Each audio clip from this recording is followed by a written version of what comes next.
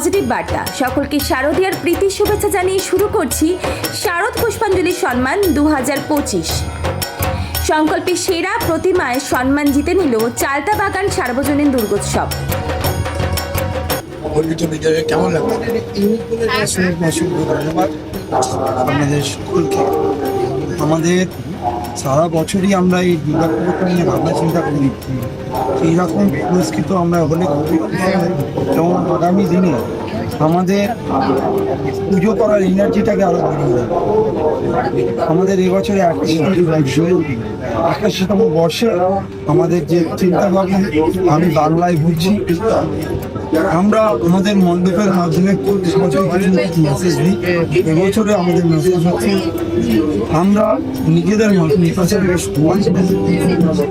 মাতৃভাষাটাকে আমরা সম্মান দেব এবং আমাদের পরবর্তী প্রজন্ম যারা মাতৃভাষাটাকে অনীহা করছে, যারা মাতৃভাষাটাকে